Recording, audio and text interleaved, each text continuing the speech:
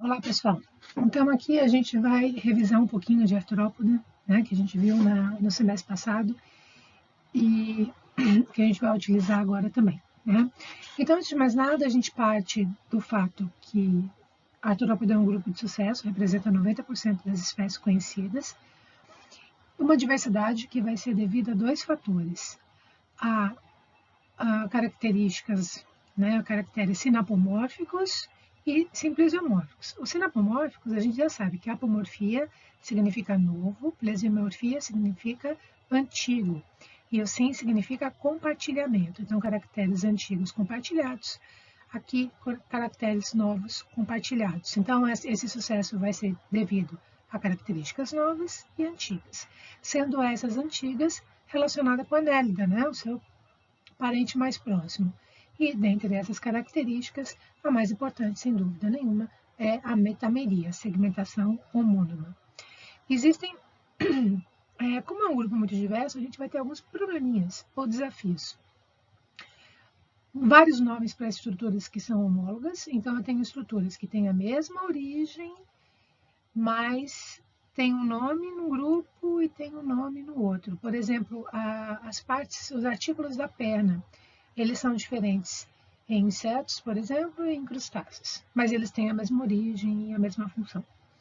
A gente tem nomes iguais para estruturas que não são homólogas. Então, por exemplo, mandíbula. Inseto e miriápoda possuem mandíbula, crustácea também, mas a origem é diferente, a estrutura é diferente, mas ela tem o mesmo nome.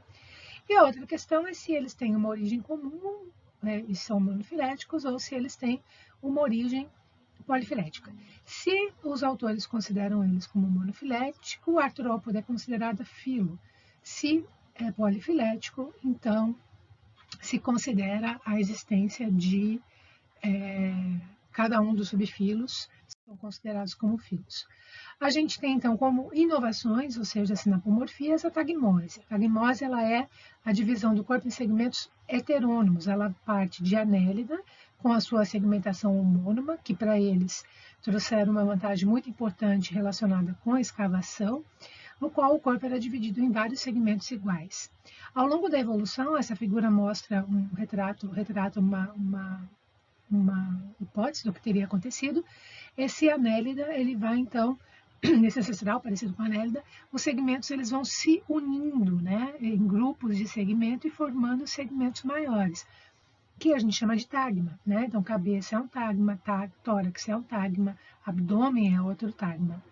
E a grande vantagem que ela trouxe, essa segmentação heterônima, né, já que os segmentos não são iguais, para o artrópoda foi a possibilidade de diversidade. É como se a natureza tivesse aqui um conjunto de legos, de pecinhas de legos, que ela vai poder juntar de diferentes formas e resultar em diferentes animais.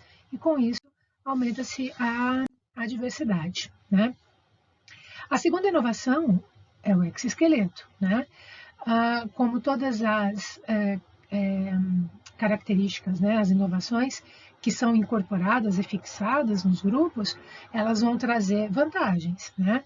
Então, o exoesqueleto ele vai estar relacionado principalmente com vantagens relacionadas à proteção, a predadores, bactérias, ondas, temperaturas, e a locomoção, porque ele vai funcionar como substrato rígido contra o qual a musculatura vai atuar, automaticamente ele vai permitir, então, a inserção dos músculos de uma forma muito mais eficiente, que vai conferir maior rapidez, movimentos mais eficazes, mais aperfeiçoados.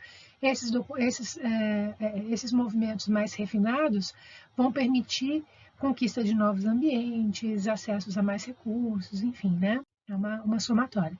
Porém, a gente também já viu que, junto com as vantagens, existem também novos problemas que vêm com essa característica novas. E se eles não forem superados, eles vão ser eliminados, não vão ser fixados. No caso do exoesqueleto, o maior dele é a restrição ao crescimento, que vai ser resolvido com a equidise. Lembrando que, nesse momento de equidise, em que se perde esse exoesqueleto, o animal vai estar totalmente vulnerável às proteções e às eficiências de locomoção oferecida pelo exoesqueleto, né? E isso vai fazer com que ele vai precisar se esconder nesse período que vai ser de mais ou menos uma semana. O corpo enrijecido vai ter uma perda de flexibilidade, que para a movimentação terá que se desenvolver articulação e apêndices, assim como o coração, para prover esse movimento do sangue. Esse exoesqueleto também afeta a permeabilidade, ele já não pode respirar pela epiderme, então ele vai ter que ter estruturas especiais, que serão brânquias nos aquáticos, traqueias e pulmão foliáceo nos terrestres.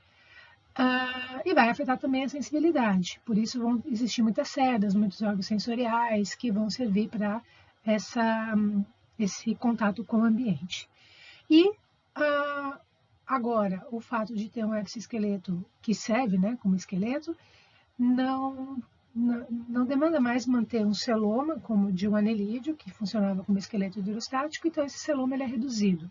Quando o celoma é reduzido, a cavidade do corpo chama-se hemocelo, e o sangue de um sistema circulatório aberto passa a se chamar hemolinfa. A ocupação no ambiente terrestre também foi uma grande vantagem, né? Se a gente vê a evolução dos animais, as duas linhas evolutivas, dos protostômios e dos deuterostômios, quem está nas extremidades aqui são artrópoda e vertebrado, que são os dois grupos que ocuparam o ambiente terrestre. Embora o ambiente terrestre ele traz muitas vantagens, como mais espaço, mais comida, menos competição, mais oxigênio, muitos poucos animais conseguiram conquistar esse ambiente, porque as exigências foram muitas.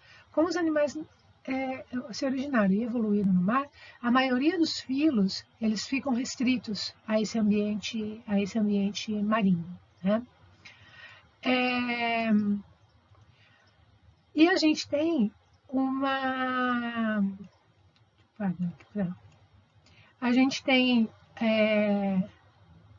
também vai ter, né, do mesmo jeito que o exoesqueleto, os desafios, né? Então a temperatura a variação de temperatura na Terra é muito maior do que na água, então os animais vão precisar limitar os seus períodos de atividade, determinar seus ciclos de vida, de uma corrência bem restrita, adaptada a determinadas condições. Existirão perda de água, né? É um grande problema no ambiente terrestre. O exoesqueleto, os espiráculos traqueais, os túbulos de Malpighi são algumas estratégias que os artrópodas desenvolveram. A respiração já não pode ser estruturas externas, como as brânquias, precisam ser internas, como o traqueia e pulmão foliáceo. O peso, no caso dos aquáticos, ele pode ter um peso maior, a gente encontra artrópodas, né, crustáceos de até 3 metros de tamanho, mas na Terra não seria possível, o gasto energético seria muito pesado, então por isso que artrópodes terrestres vão ter lá seus máximos, seus 30 centímetros. A gravidade, ela tem um impacto muito maior na Terra, então ele não fica só ele fixado no substrato, mas todos os órgãos são atraídos para baixo, e ele vai precisar então desenvolver estruturas de sustentação. A excreção, que na água era amônia, um produto barato, mas porém altamente tóxico e que precisa de água para ser diluído, precisou ser alterado para o ácido úrico, né? Que precisa de mais gasto energético para ser produzido, mas por outro lado não precisa de água, não precisa ser diluído. E a fecundação, né? Que era externa, no ambiente estável, passa a ter que ser interna. Então, como a gente viu, os grupos eles vão ser divididos, vão ser classificados de acordo com 2 critérios. A divisão do corpo, que são os tagmas, e os apêndices de cada um desses tagmas. Trilobitomorfa é um animal extinto, né? Mas muito importante, a gente estuda bastante ele, por ele ter o exoesqueleto rígido, ele deixou bastante registro fóssil. O trilobita ele tinha o corpo dividido em 3 tagmas, céfalo, tórax e pigídio, que é equivalente ao abdômen, né? Só que ele tinha esse outro nome. Um corpo oval, achatado, uma carapaça cobrindo parte desses tagmas e olhos compostos. Tá? Como apêndices cefálicos, ele tinha um par de antena e ele tinha apêndices tanto no tórax quanto no abdômen. E esses apêndices eles eram semelhantes entre si. A gente existiam aqui trilobita de poucos centímetros até 70 centímetros. Aqueles que flutuavam na água, né, os animais planctônicos, ele precisava de estruturas para flutuação, então ele desenvolvia esses espinhos aqui, e eram de tamanho pequeno, mas a maioria era bentônica, vivia no fundo, na areia, podia nadar, ter pequenos nados aqui, mas ele é basicamente animais de fundo. A gente tem conhecido 4.000 espécies de animais que no Paleozoico foram extintos. Queliceriformes, como diz o nome, portadora de quelíceras, né? Tem o corpo dividido em 2 tagmas, cefalotórax e abdômen.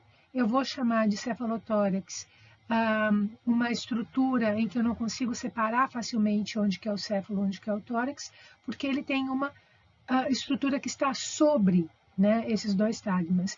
Essa estrutura que fica sobre, a gente chama de carapaça. Tá? Lógico, se eu retirar essa carapaça, eu consigo ver os limites do céfalo e do tórax. Como apêndices cefálicos, né, que estão na região da cabeça, a gente vai ter o aparelho bucal formado por quelíceras.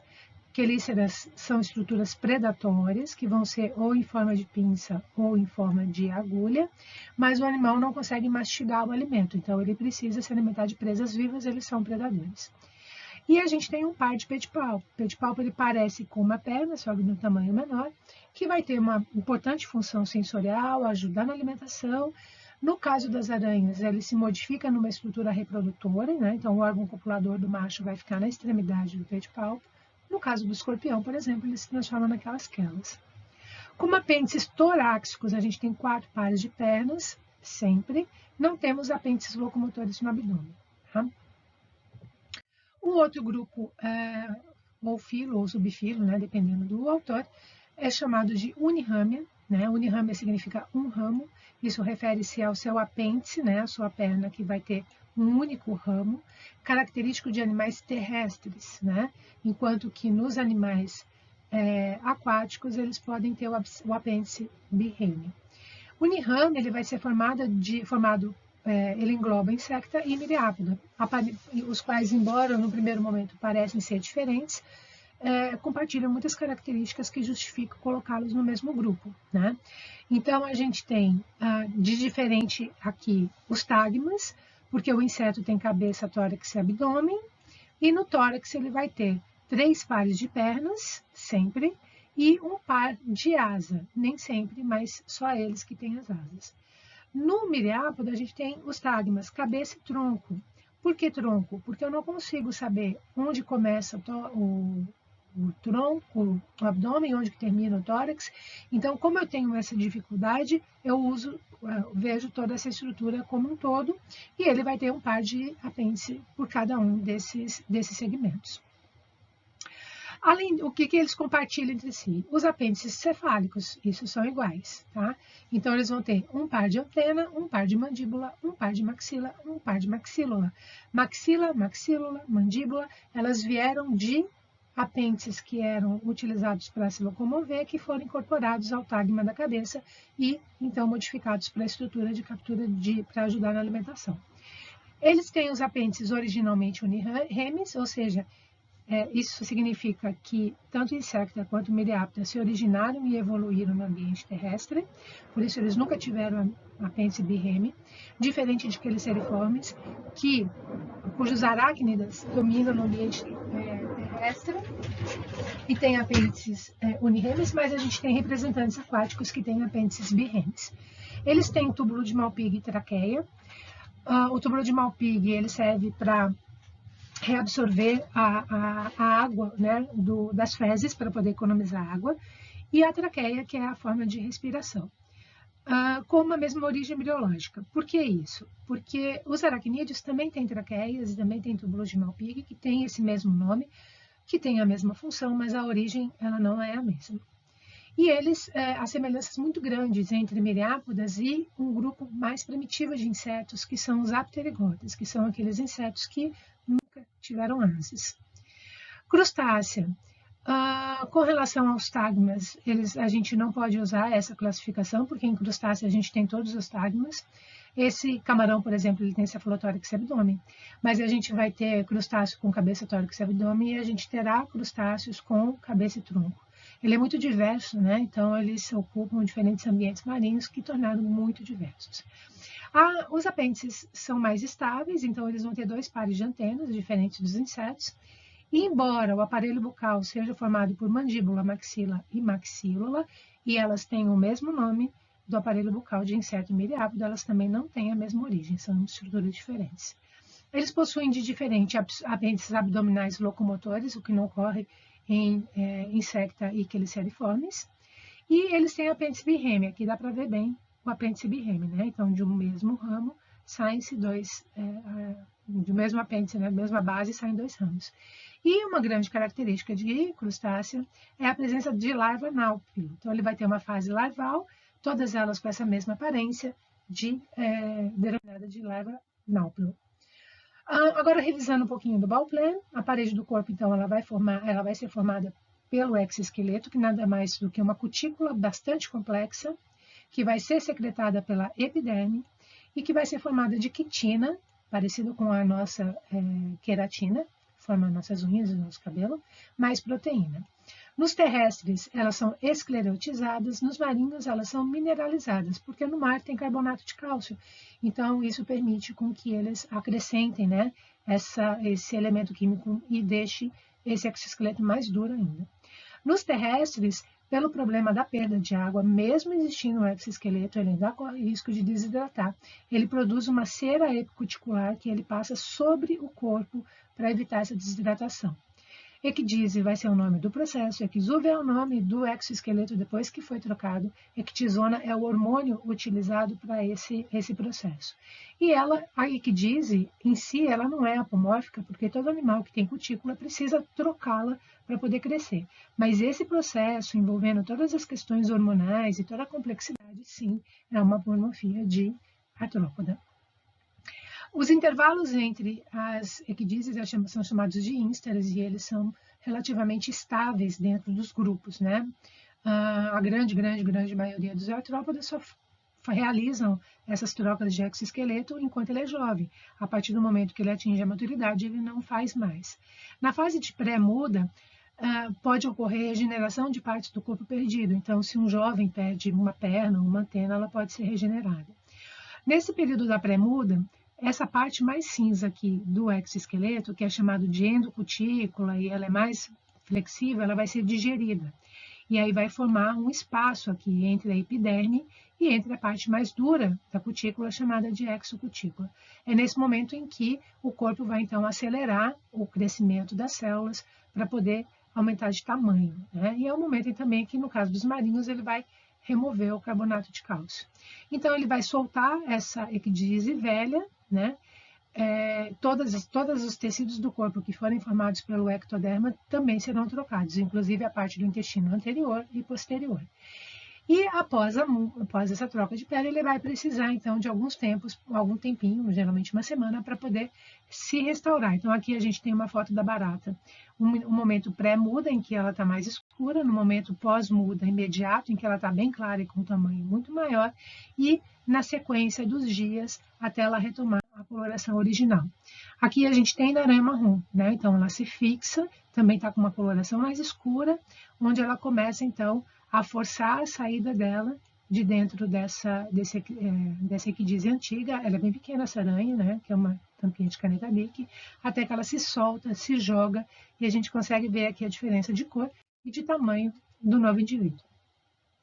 Artrópoda significa pés articulados, mas não é só o pé que se articula, né? O corpo inteiro se articula para que esse bicho possa crescer, possa aumentar de tamanho quando está com ovos ou quando se alimenta, por exemplo. O corpo ele é chamado de somito, né? E ele vai ser formado de quatro placas, né? Ou também chamada de escleritos. Uma placa de cima, que é uma placa dorsal, que é chamada de tergito, uma placa ventral, que é chamada de esternito, né? Lembra do nosso externo, e placas laterais aqui que ligam a de cima com a de baixo, chamada de pleurito. Então, nesses pontos aqui, onde elas se conectam, há uma membrana mais fina que permite essa articulação. A musculatura, ela tem dois tipos de musculatura, uma extrínseca, que liga cada artículo da perna lá em cima do corpo, como se fosse uma marionete mesmo, e ela tem uma intrínseca, que liga um ao outro. Isso permite um movimento muito refinado. Os apêndices podem ser, então, uniremes e birremes. Uniremes, os Chelicerato terrestre e os unirrames possuem, e birreme são os trilobitas e os crustáceos, que são aquáticos. Aqui é um típico apêndice birreme, em que a gente tem uma base, e dessa base a gente tem 2 ramos. Um ramo é para andar, essa parte aqui, e essa aqui ela vai ser uma estrutura acessória utilizada para respiração, nado, carregar ovos, algo assim. E a outra para andar. Isso aqui no ambiente terrestre é inviável. Então, os animais que são aquáticos e vão para o ambiente terrestre, eles perdem, né, essa parte aqui do apêndice birreme. Por isso que os aracnídeos, eles vêm de uma origem aquática, então eles se modificaram para ficar no ambiente terrestre. No caso do insecta, não. Eles se originaram e evoluíram no ambiente terrestre. Então, insecta e miriápoda sempre tiveram apêndice unirreme, por isso que eles são chamados de unirrame. As partezinhas da perninha, ela vai receber denominações parecidos com os ossos do nosso corpo, mas não tem nada a ver, né? Não tem nenhuma origem comum, são apenas nomes parecidos para estruturas diferentes, mas que mais para ajudar para a memorização mesmo, não tem nenhuma relação, né? Então, a gente tem aqui coxa, trocânter, fêmur, patela, tíbia, tarso, metatarso e a unhazinha aqui na extremidade. Quando a gente vai para a crustácea, a gente vê outra denominação, né? Apesar deles terem, sim, aí sim a mesma origem, deveria ter o mesmo nome. Então, é isquio, mero, carpo, né, os ossos da mão, né? E esse apêndice aqui é a mesma coisa que esse aqui. São as mesmas estruturas, a mesma origem, mas como eles têm função diferente, esse é um apêndice para andar, esse é um apêndice para nadar, eles acabam, então, tendo formatos, né, diferentes. É justamente nessa junta em que a membrana ela é mais fininha que ela vai permitir essa movimentação, né? Os animais, na origem, essa movimentação ela é sempre assim, um único plano. Ela abre e fecha, né? Que é excelente para o ambiente aquático. Mas no ambiente terrestre não dá, porque ela vai precisar de uma força de propulsão para jogá-la para frente, né, vencer a gravidade e gerar essa movimentação. Então, as articulações aqui tiveram que ficar bem mais complexas, né? Aqui tem até um exemplo de um caranguejo que ele é aquático, mas está começando a ocupar o ambiente terrestre, já vive no mangue, anda pela areia, mas de lado ainda, né? Porque ele não evoluiu, não teve essa adaptação para o andar, para o correr, como os outros artrópodes. É comum, né, em artrópode a gente ter um mecanismo chamado de autotomia, que numa situação de perigo, em que ele precisa escapar, ele pode soltar algumas pernas para entreter o predador enquanto ele consegue fugir. A gente tem, então, na água, o movimento tipicamente, então, nesse plano, né? Ele pode usar a antena para nadar, por exemplo, ou as perninhas para nadar. Na terra, a gente tem todos os hábitats, escavadores, saltadores, por deslizamento, né?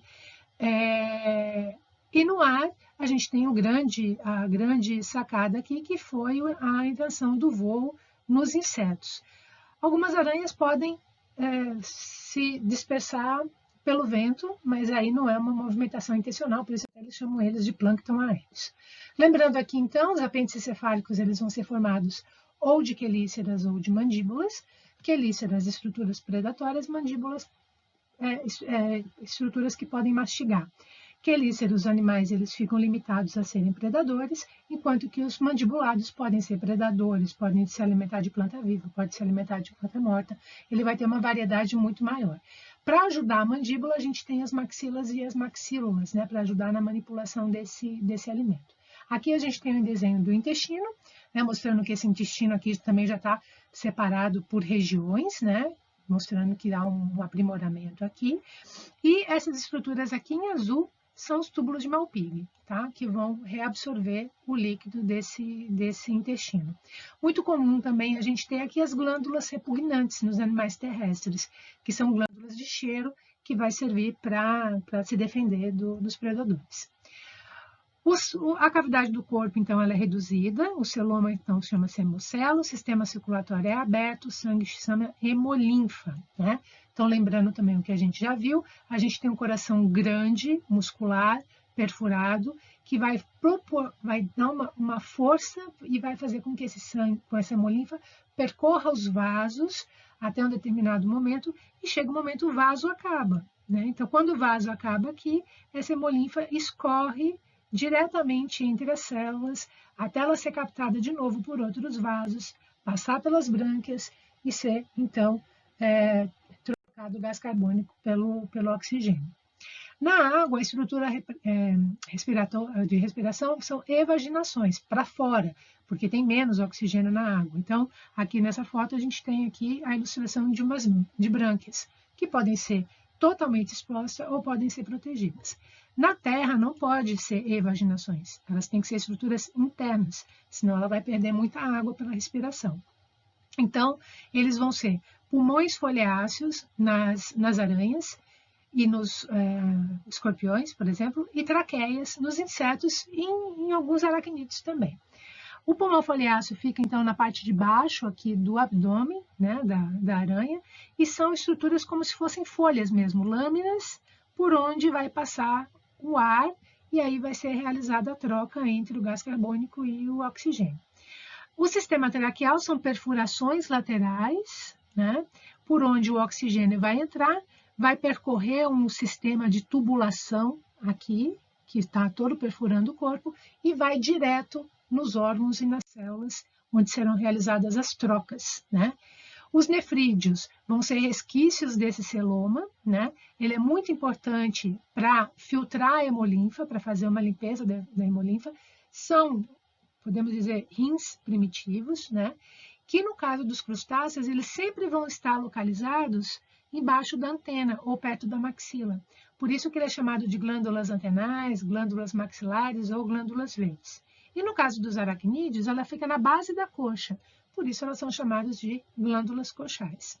Lembrando que nos aquáticos o produto de excreção é a amônia, que é mais econômico, mas é tóxico e precisa de água para ser diluído, e nos terrestres o ácido úrico vai conservar a água, então as excretas sempre serão sólidas. O cérebro também vai ser dividido em regiões, o que é muito evoluído, né? Crustácea e unirrâmea possuem cérebro com 3 regiões, protocérebro, deuterocérebro e tritocérebro. Cada um deles de onde vão sair nervos para regiões específicas do corpo. Então, por exemplo, aqui o protocérebro sai o nervo óptico, do deuterocérebro sai o nervo da primeira antena, o tritocérebro sai o nervo da segunda antena. E no caso de aracnídeo, como ele não tem a primeira antena, não tem antena, ele não vai ter esse cérebro aqui do meio. Nesse desenho aqui, a gente também consegue ver o sistema nervoso ventral, né, que é característico aqui de protostômios, né? O cérebro é um anel que fica ao redor do intestino, né, que a gente vê o coração, né, dele grande aqui, sempre aqui na parte de cima, e o pulmão foliáceo aqui na parte de baixo. Tá? E as glândulas coxais aqui, que são responsáveis pela filtração da hemolinfa. Como foi visto, eles têm o problema do exoesqueleto, ele demanda que tenha muitas estruturas sensoriais, né? Então, eles vão ter mecanorreceptores, que são pelos ou são cerdas, que vão furar esse exoesqueleto para que ele possa sentir o ambiente. Quimorreceptores são os receptores de cheiro, muito importantes, principalmente nos terrestres. Próprios receptores, como eles têm muitas pernas e muitos apêndices, eles precisam organizar a movimentação sincrônica deles, então eles vão precisar muito desses próprios receptores, e os fotorreceptores, que são receptores de luz, que vão ser formados de océolos simples, como aqui no caso da papa-mosca, dessa aranha, ou do olho composto, né? Que é uma invenção fantástica, porque ele é formado de várias estruturas menores, chamadas de omatídeos, e cada uma delas forma uma imagem completa, fica parecendo um mosaico, é uma coisa muito difícil, a gente não consegue nem imaginar como que é esse olho, né? Ele é muito bom para detectar movimentos, né? Por isso que é muito difícil até matar esses bichos, né? Mosquito, barata, quando a gente tenta matar, eles são muito hábeis para fugir. Mas é uma característica de inseto, né? Com relação à reprodução, a maioria nós teremos macho e fêmea, né, em sexos separados, com alguma forma de cópula, tá? Isso é muito importante. Eles vão colocar, o macho vai se preocupar em colocar o seu material genético dentro do corpo da fêmea. O que é bem interessante, porque ele vai acabar desenvolvendo a comunicação, né? Isso é bem importante. A fertilização, então, ela vai ser interna, mesmo nos aquáticos. Vai haver um cuidado parental, de alguma forma. Então, aqui, por exemplo, esse caranguejo aqui está carregando as suas ovas aqui embaixo do seu abdômen. Essa aranha está carregando seus filhotes no seu corpo. Essa aranha aqui está com a sua oteca. Então, de alguma forma, eles cuidam desses filhotes, ou antes ou depois deles nascerem. E a gente vai ter desenvolvimento direto ou indireto, tá? Então, no caso do aquático, a gente já viu que existe a larva náupilo. E no caso aqui dos terrestres, em alguns grupos a gente tem a metamorfose, né? Quando a fase juvenil vive no ambiente, se alimenta de determinadas coisas diferentes do adulto, né? E eles são muito diferentes, né? E uma mesma espécie vão ter duas expressões corporais. Então é isso, pessoal.